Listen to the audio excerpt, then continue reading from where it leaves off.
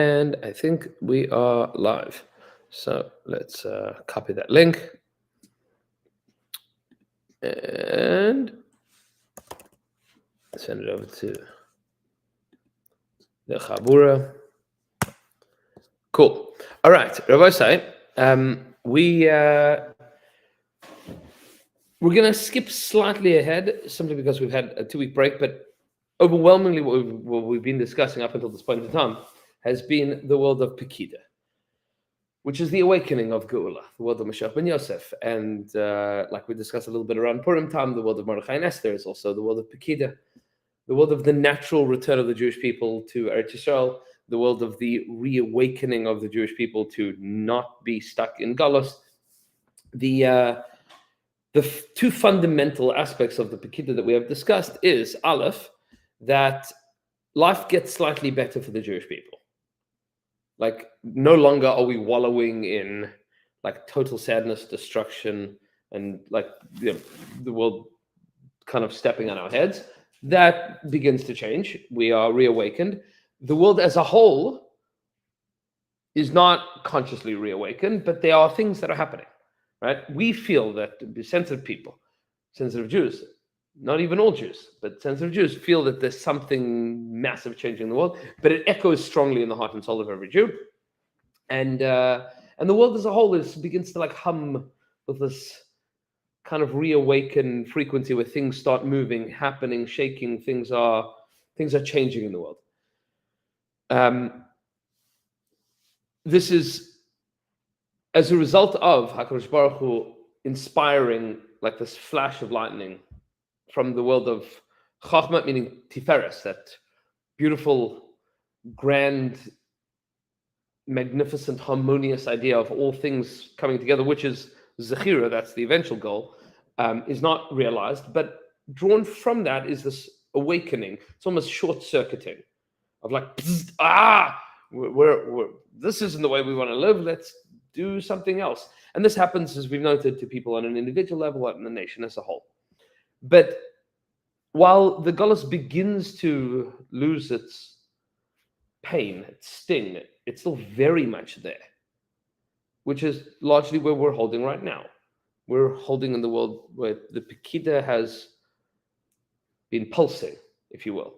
These like flashes of inspiration of the world of the Pekida already for the last, I don't know, 150 years or so, with a lot of tsaros in between, with a lot of real pain and real anguish, even as recently as now. We're holding by Chav Beis Adar Beis.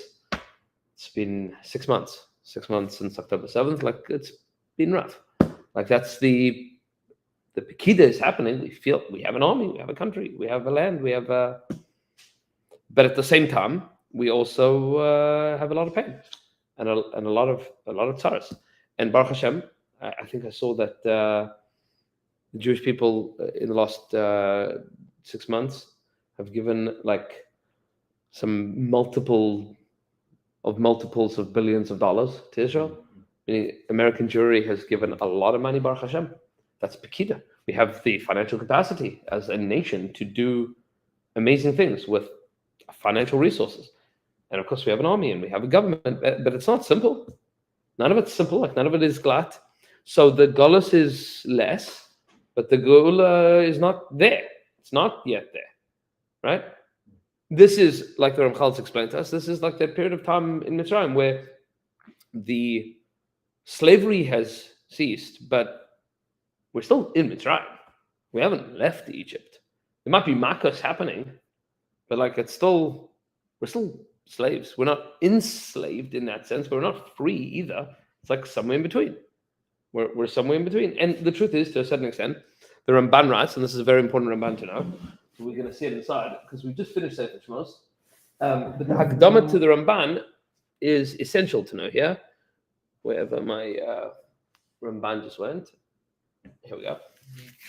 The Ramban writes in the Hakdama to Sefer Shmos, this introduction, the beginning of Sefer Shmos, which is essential and important. The Ramban explains what Sefer Shmos is all about, and it's a short introduction, but in it it's like two little paragraphs, which we'll see inside because it's kedai to understand. Says the Ramban, Hishlim HaKasav Sefer Bereshis Shul Sefer HaYitzir B'Chidush HaOlam V'Yitziras Kol Notza, that the Torah has just concluded Sefer Bereshis with the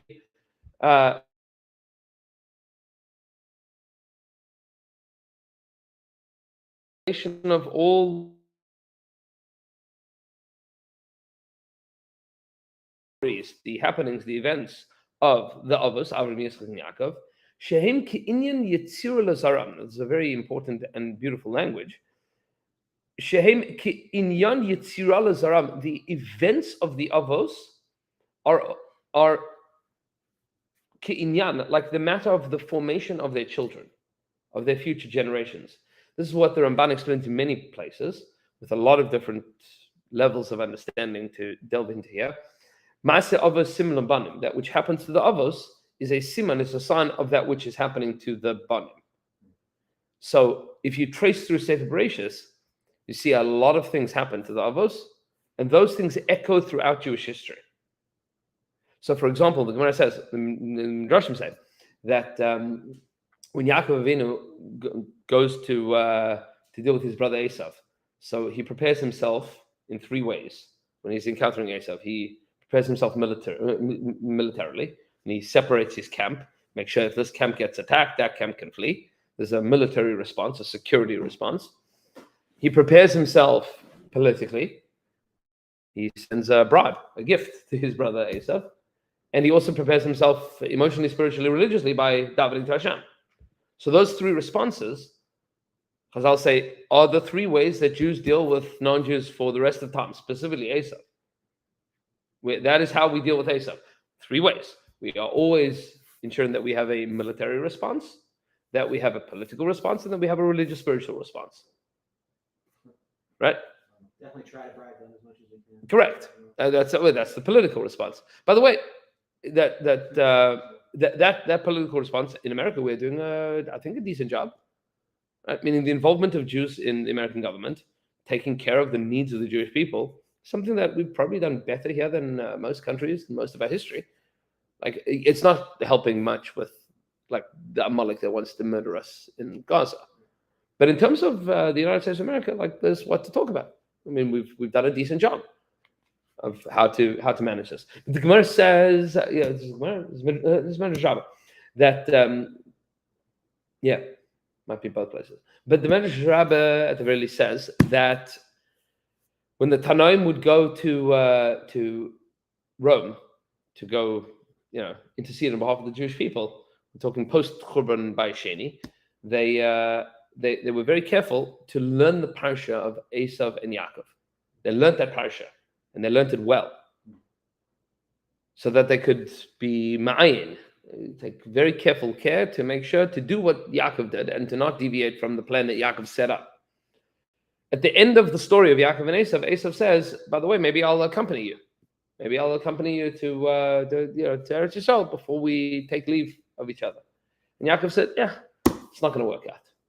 It's not going to work out. My kids are too slow. It's going to be kvetchy. It's going to be you here with an army. I'm here with the mishpacha. Don't worry about it. You go. Meaning he declined the offer of the escort.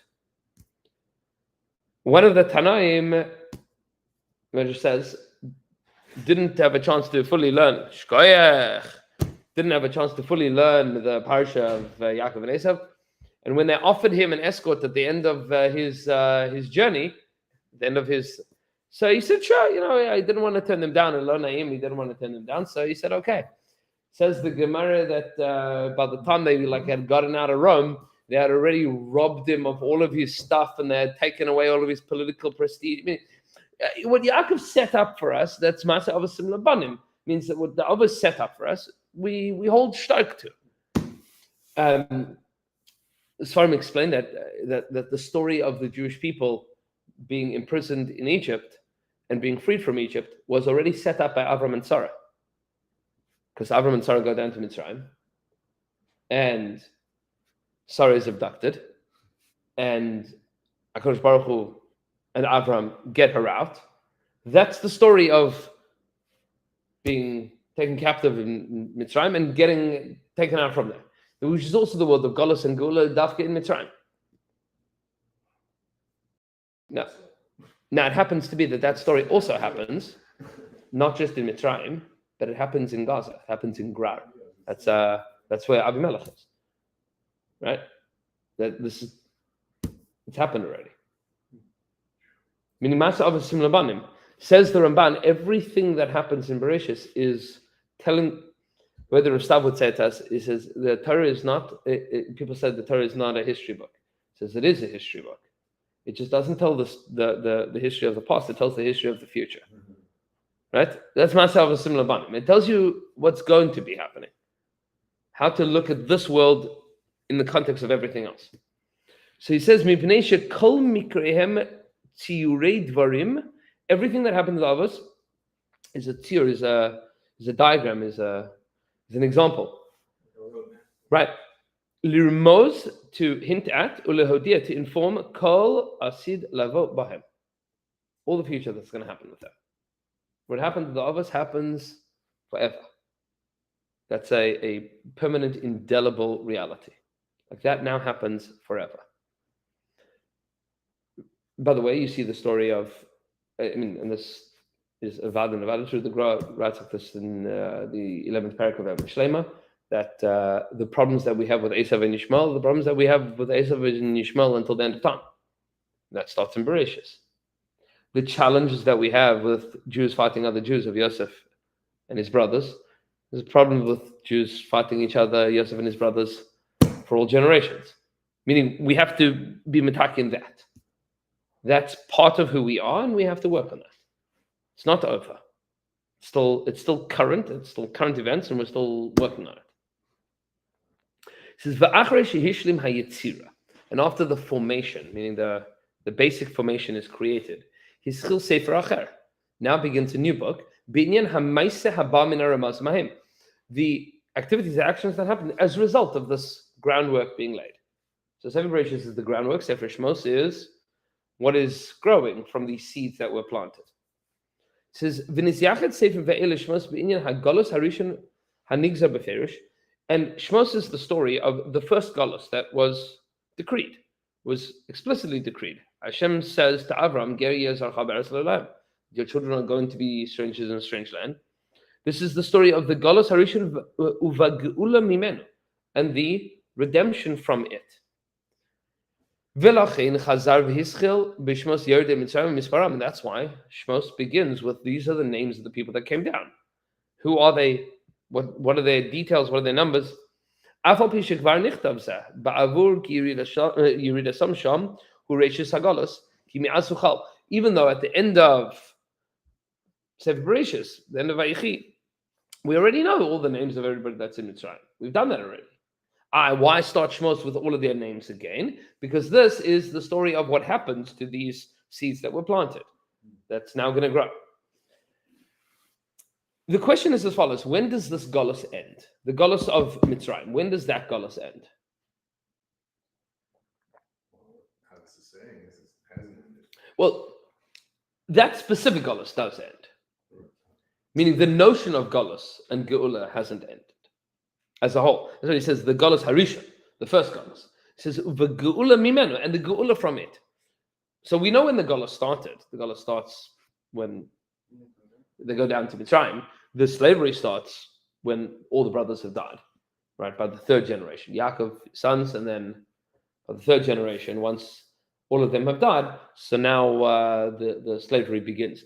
By the way, you get 1,000 Shabbos points if you know which was the first of the brothers to die and the last of the brothers to die. Levi was the first of the last, right? Which one? Is he the last? Who was the last? Who was the first of the brothers to die?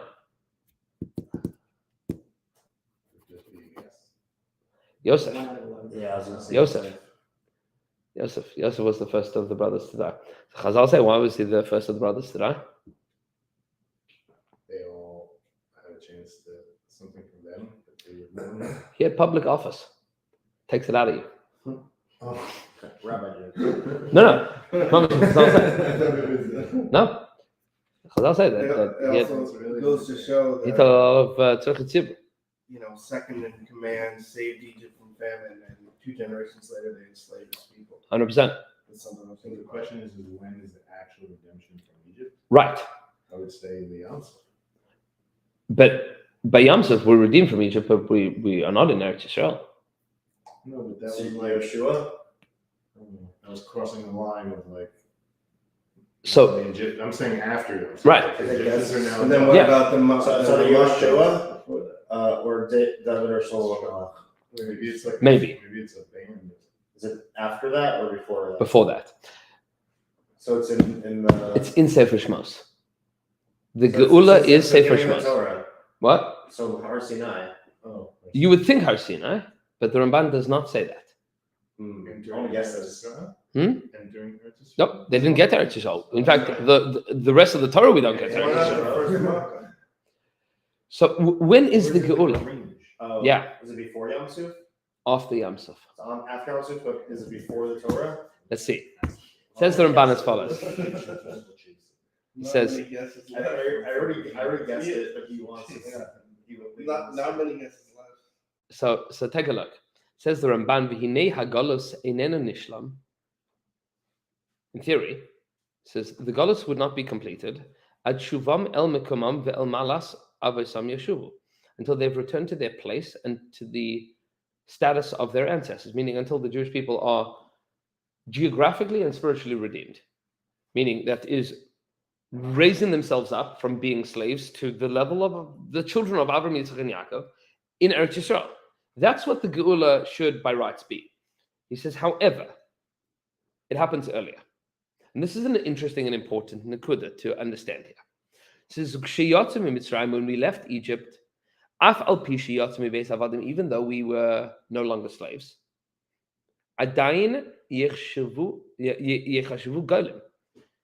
we were still in exile. We were not yet redeemed, meaning redemption hasn't completed. The Zechira has happened, but it hasn't.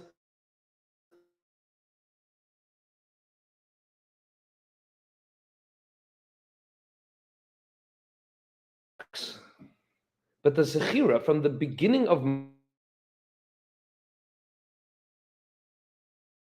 process of Mashiach has concluded is a long time. There's a lot of things that need to happen. It's not instantaneous. Mashiach arrives and then, everything is done. No. There's a lot that's got to happen. By the time we leave Egypt, we are no longer Avadim. But Geulah hasn't completed. It has begun, but it hasn't concluded. It says, Ki hayu be'eretz lo lahem. One, we were not in our own land. We were in Egypt, and then we were in the desert. Nevuchim b'midbar, wandering around in the desert. Ukshebau el Har Sinai, this is now a suggestion, when we came to Har Sinai, v'asu hamishkan, built the Mishkan. V'shav HaKadosh Baruch Hu, v'hishra shchinasei beinehem, and Hashem now resides amongst the Jewish people. V'shachanti b'seicham, Hashem Shechina rests amongst the Jewish people, meaning Hashem's presence is palpable, is tangible amongst the Jewish people. As shavu el ma'alas avosam. It is at that point that we have returned to the level of our ancestors, of Avraham, Yitzchak, and Yaakov. How and in what way? Now this is important. Shehaya soid Eloka al ahalehem, which is the secret of Hashem upon their tents, vehem heim hamerkava, and they are the chariot. Va'az nechshevu geulim, and now they are redeemed. They are considered redeemed, even though they are not yet in Eretz Yisrael. Full redemption takes place when Hashem's presence is felt amongst us, and that happens once they've built the Mishkan. That's after Har Sinai. Yes, it's after Matan Torah, but they're still at Har Sinai, geographically.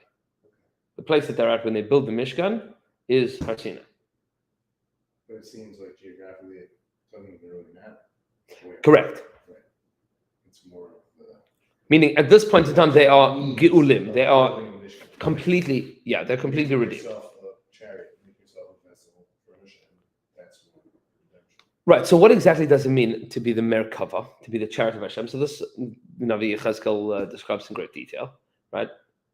Yeshayahu and Yechezkel both have visions of Hashem's chariot. Yechezkel is much lengthier. This is a description of Hashem's chariot. All the angels, Chayos and Srafim and Afani HaKodesh, like everything that's going on there. That was the Jewish people once we built the Mishkan. In that vision that Yechezkel has of the chariot of Hashem's presence being palpable, tangible, that was what happened with the building of the Mishkan. Not just something that Nevi'im experienced, something that everyone experienced in the Machane when they built the Mishkan. Like that was it. Like they felt it. They felt Hashem's presence there all the time. Like HaKadosh Baruch Hu is next to you. But they felt it. How did they move on from that?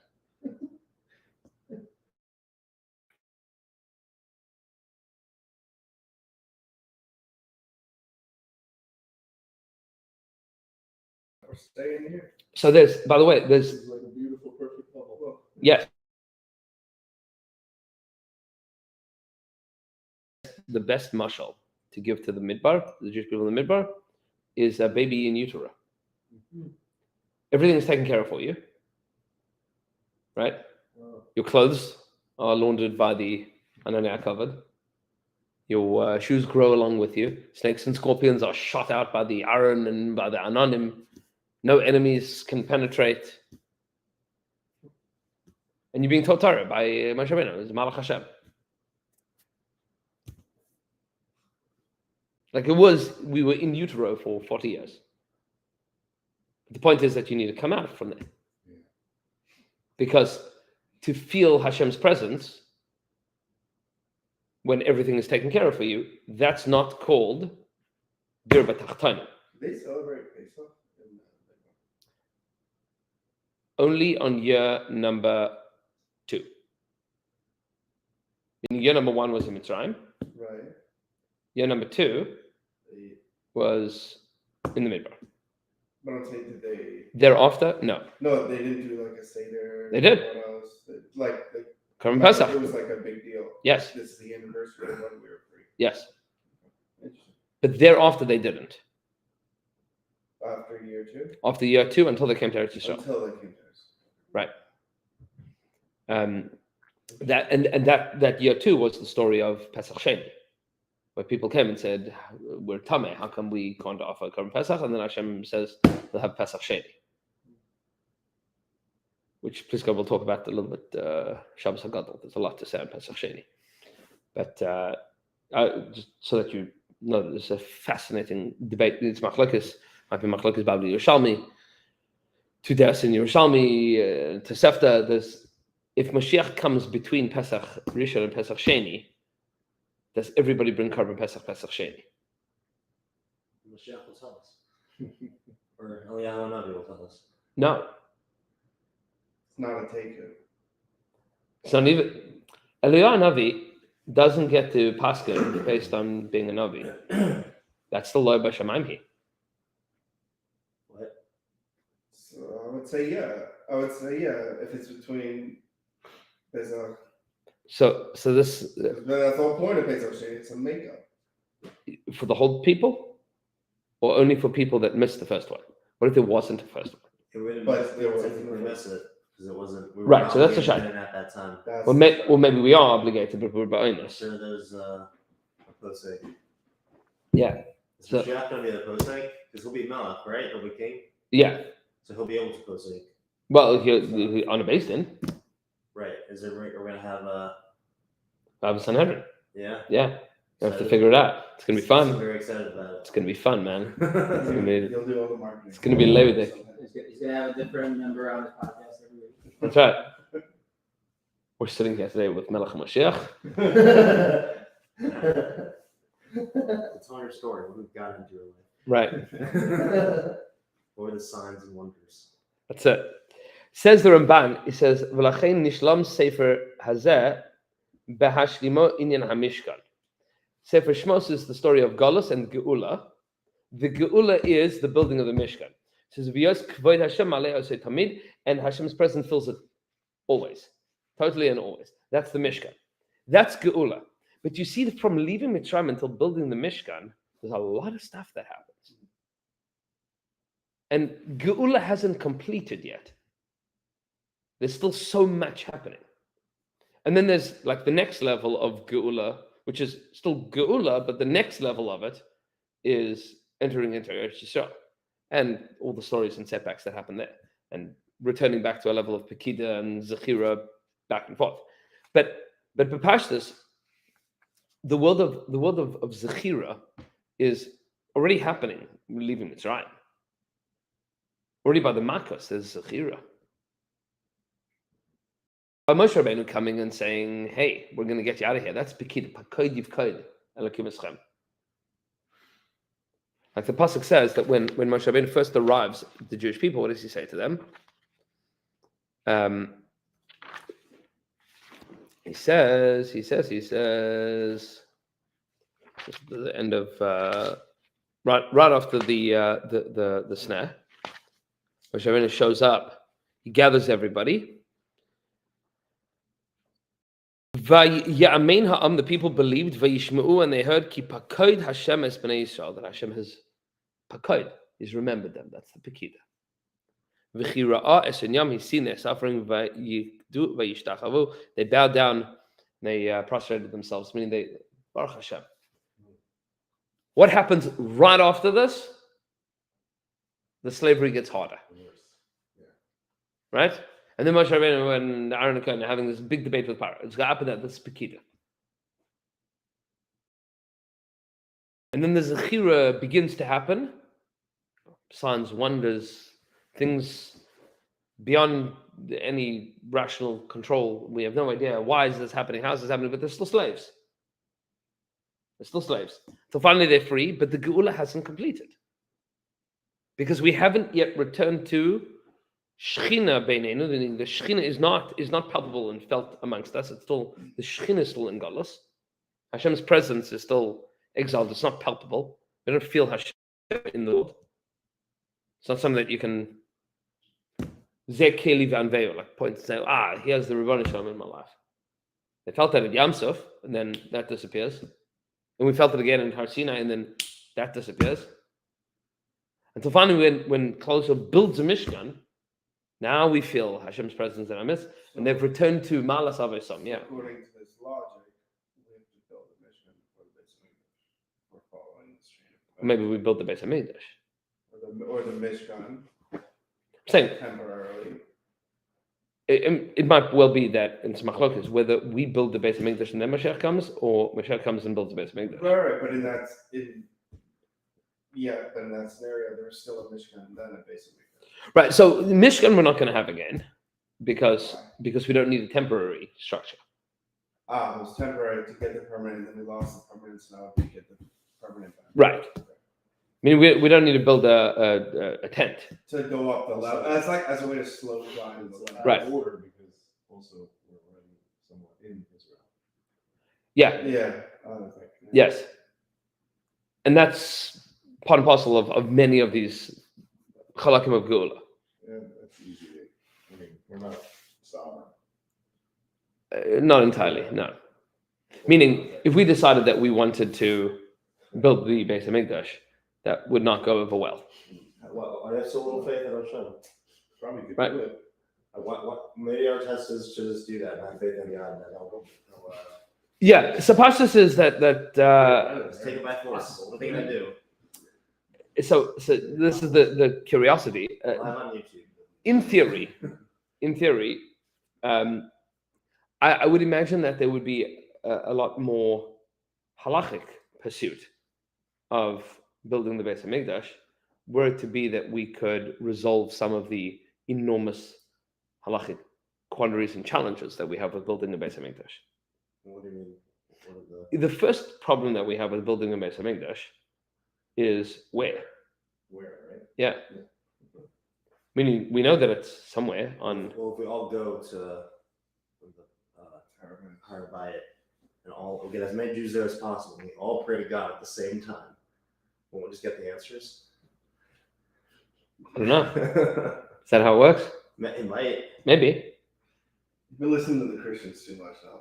Right? No, that's what it says in the. So Pasha says there's a lot of It's the halachic. holiest place to pray. There's a lot of halachic questions that we have to answer. Like, where on Har HaBayis is the Kodesh HaKadoshim?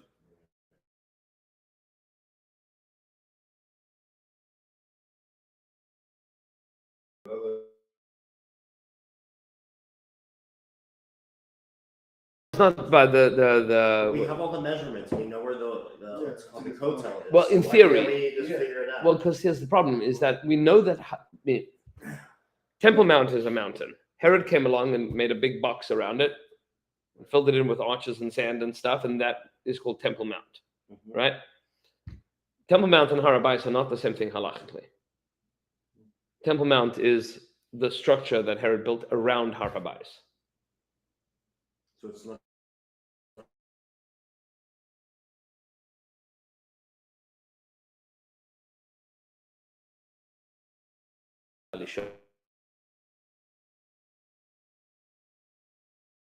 Is tak al 500 by 500 amas. Problem is, we're not entirely sure how big an amma is. That's a theory of machlekes in the Achronim. It's machlekes between the Chazon Ish and Reb Chaim Noah and Reb Moshe Feinstein. How big is an amma? Anybody that's ever tried to build a sukkah has asked the question exactly how big is an amma. Now, that's a tefach, right? With the same machlekes by tefach, right? This is an hour. Correct. But we could measure an amma roughly with building a sukkah to a certain extent. But when it comes to the Beis HaMikdash and you are timesing that by 500, you can get like a serious delta of Rounding square error. footage, Yeah. right? It's not just a rounding error. Like, that's a massively different space, right? Couple inches times 500, you already have a totally different space. Also, like an alma could be like it seems like a subjective measurement, and also people could have been different sizes. Right. So all of that is part of the machlokes about the Shurim Bisman Hazeh and Shurim days of Tanakh and the Tanaim. There's It definitely says in like Tanakh or Gemara that like there's a certain holiness to Har HaBayit if you pray there, and like Yes. non-Jewish people like took advantage of that. yes, that's for sure true. Yeah, so stop making fun of me. I'm not making that up. But you can make fun of him just for other reasons. Stop with that. That's one of the problems. The second problem that we have is we spoke about this a little bit on Shabbos. Is like, in order to do any of the stuff, like, we need to be tahar. Like, somebody needs to be tahar. and- Paraduma. Oh, Yeah. what's the punchline of your shir? I missed it on Shabbos. The punchline is no. You can't Genetically. genetically. No, that's not the problem. Maybe we could genetically modify a cow and make a paraduma. Yeah. Problem is, in order to do the avoda of the paraduma, you need like a lot more stuff. Like, you need a kohen that you know is a kohen, and you need the mizbech, and you need to know where that mizbech goes, and you also need the ashes of a previous paraduma in order to sprinkle onto that kohen, in order to prepare him to do the next paraduma. Chicken or the egg. Right. But isn't part of a link to Wait, Mashiach? and then you would need Yes. someone to sprinkle. So it's gonna Yeah. happen. And he also has to be tahar. Well, so how do you originally get? So the first paraduma was made by Moshe Rabbeinu. No, I mean really. made it? Yaakov said chicken and egg. Yes. Like how do you throw it up and like who's the first person to be clean? Yeah, so it means that somebody needs to sprinkle with the Ephah Paraduma. Now, in theory, what you could do, and this is how the Mishnahs in Para explain, is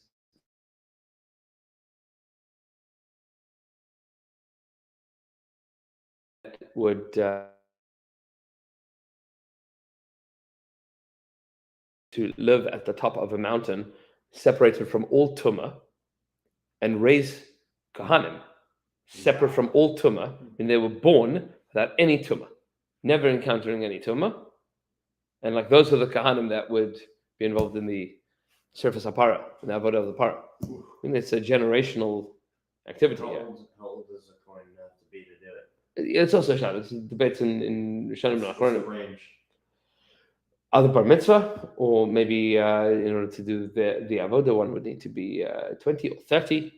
So it could be we're talking. We're gonna start this process now. Yeah. So there's people that are talking about these kinds of things. So maybe you could, but we also need to find the afer of the paraduma that we had before, the ashes of previous paradumas. Now they saved the Mishnah says that there were 10 there were 9 paradumas that have been made in history, and they never finished any of them. The ashes are probably stored wherever the what's it called is. The Aaron, Yeah, the Aron. maybe Wherever that is. we don't know. All hidden. So, but it could be that there's efer paraduma all over the world, meaning that there's of these 9 canisters of paraduma ashes. It could be that they were sent to different places. But at the very least, you need you're going to need some paraduma ashes in order to do another shef's paraduma, so that you have people that are tahar that are going to be involved in this process and procedure. There's a lot of things that need to be worked out. Were it to be that we could solve all of those problems, I'd imagine that people would be pushing a lot harder to build the Beis Hamikdash. The problem is that we don't even know how to start. Right. We don't know how to. Halachically, we are currently held back from even beginning. Well, because we need to find all that stuff. Right. The Aron was lost after the first destruction. It was never lost. The Aaron was hidden explicitly. Step one. Say what? Can step one be defined? Can it be defined as step one? Like right now, like what's step one in this process to build the building? Yeah. So that it's a great question. What even is step one? So arguably, step one would be if a paraduma. Get The ashes of paraduma.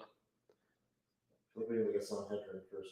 But Maybe. But even So that make a though, decision. is that It's like has to be done by the $70. correct person. Yes. And then you have to- find the correct person.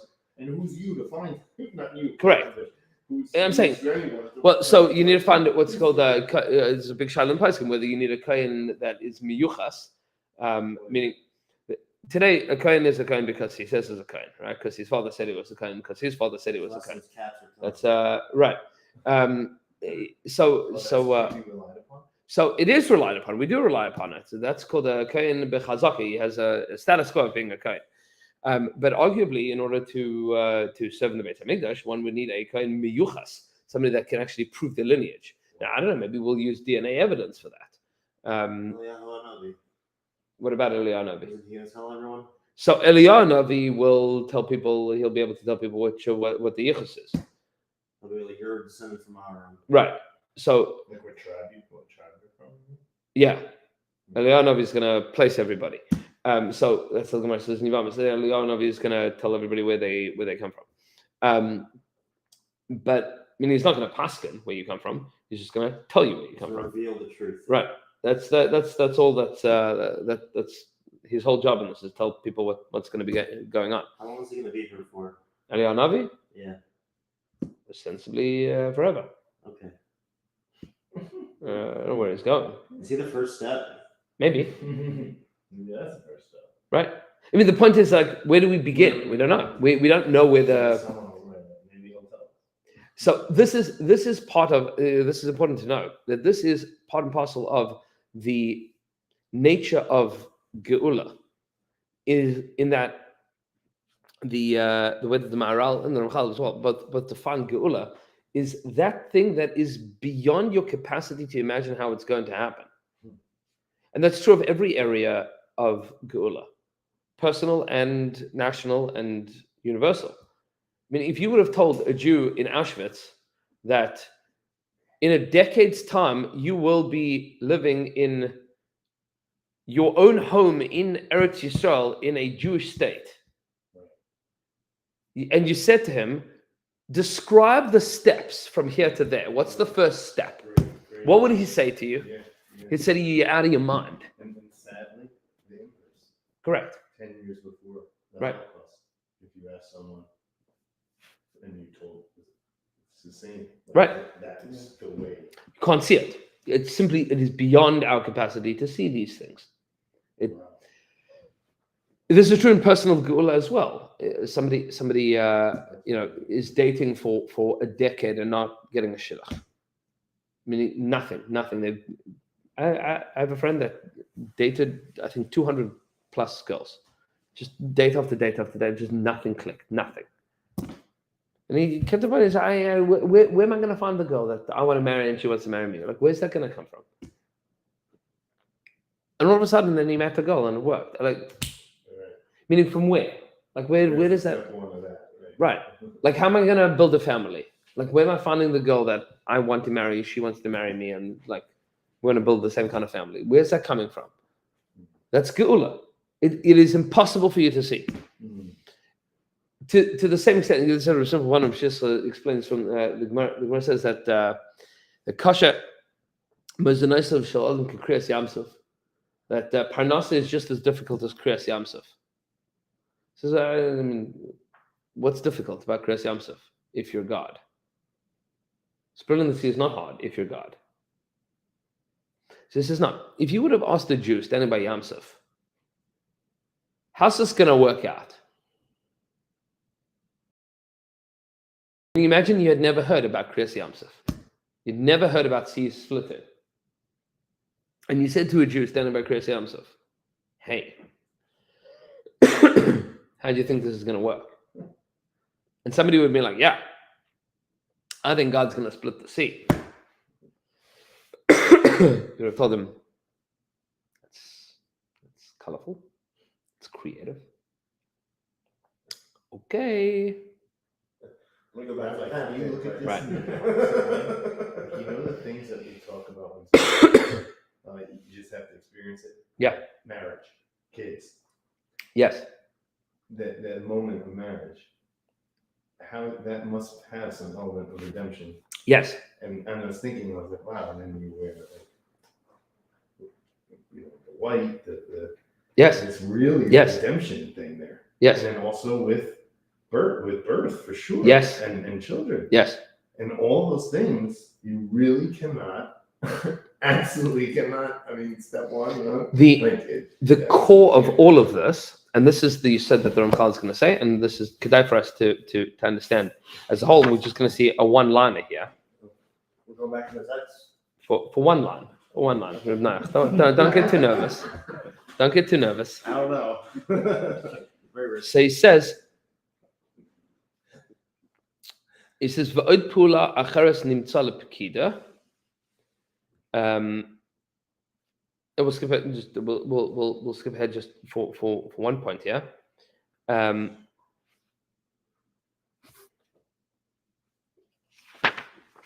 I apologize. Here we go. It says, "V'ad hine dibarti min hapekida." Up until now, we've spoken about pekida. V'ata omer min hazechira, and I'll explain what zechira is. V'echlal asa pai k'may kain b'ma'amar katzar lias hadir Yerushalayim, and I'll explain it briefly, but in a complete way. Ki b'zechira yered hatiferes gamken v'yizgale al hashchina v'az yeh hakol begiloi v'loi b'seisa. This is the line. At the time of Zechira, the Tiferes is revealed to the Shechina, and then everything is revealed and it is no longer hidden.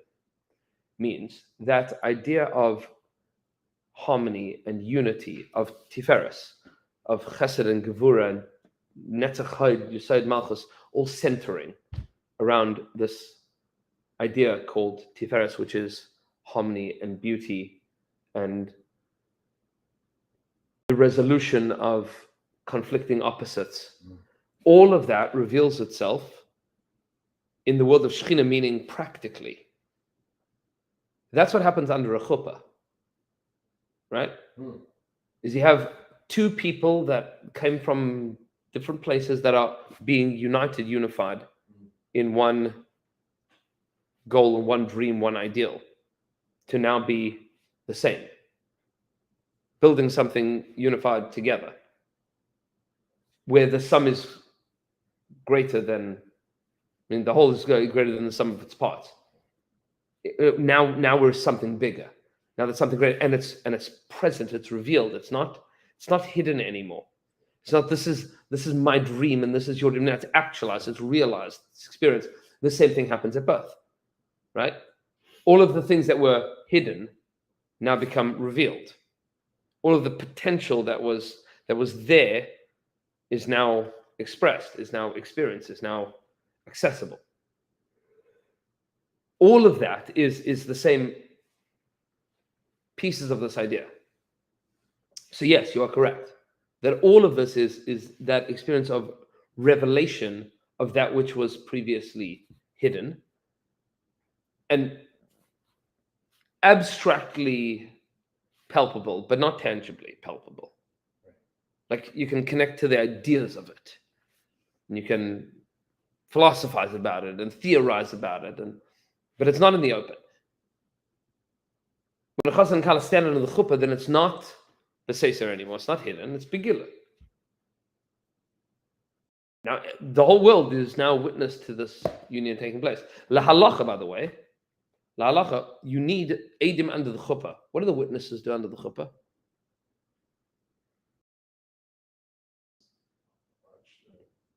What's their purpose? They testify that it's there. Who are they testifying to? Everyone. They sign. That he says. Nope. No, That's what they You can have two other witnesses on the ksuba. No, that he says. Kedusha's Already happening. on. To do what? What are the witnesses? What's the halachic value of those If witnesses? you ask them later if it happened, they said yes. So, and what happens if they die? There's nobody to ask. Then it undid the marriage. Well, if no one else knows about it, it definitely brings it into question if those are the only two aided. And now they're dead. So then there, I'm sure there's a Gemara on this. So pashtus is the reason that you have two edim is because marriage is not a private affair. It is by definition a witnessed event. That's the definition of marriage. It's not marriage if it's in private. Marriage didn't occur. Even if you go to the courthouse, they need to have a witness or something. I mean, but they're signing something. I mean, you can have witnesses sign on a ksuba, but if those witnesses don't see a chuppah taking place, so then marriage hasn't occurred, So that's an element. right? So that's something we can utilize then. Now flip it back. Right. And This becomes public. It is not private anymore. All the things in the world of Zechira are public. In the world of Pekida, it's private. Pekida is still private. It's things that are happening and you can feel it and you can see it. Like when you see a couple that's dating, you're like, nah, I see that. I saw a couple, they were on a date. Or I think she's pregnant. Not the couple that's dating. That's the separate couple, one that's married already, right? so this shows us really at the Beit HaMikdash, we need to build it in the open. It's not something that needs to be done Beis HaMikdash will be out in the open, 100%. in front of the world. Yes. And no, Correct. political. It's not behind closed doors. You can't secretly build.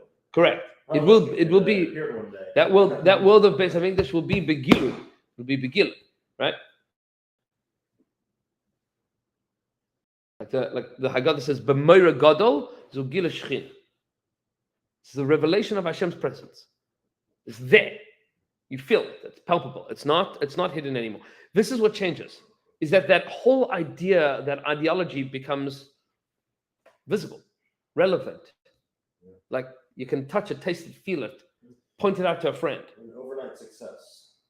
All the secret hours of working. Right. Now it becomes And this hero is like, oh wow, you're like overnight. right. You weren't working for the last 2 years every day. And then all of a sudden there's something. So that's where the Tiferes comes Begillah. Which is what the pasuk says. Zeh inyan nemar mize ba me'edom. The pasuk says mize ba me'edom chametz begadim. Who's that showing up? Look at that. HaKadosh Baruch Hu's here. Mashiach is here. Meaning when Mashiach comes, and this is an important nekuda here. When Mashiach comes, it won't be a secret. Like we're not going to be whispering, I think Mashiach's here. Like it's going to be absolutely obvious. It's going to be like, whoa, there he is. Okay, Be'ez Hashem Yisbarach, we will continue next time. And thank you to the Chavra for joining us online.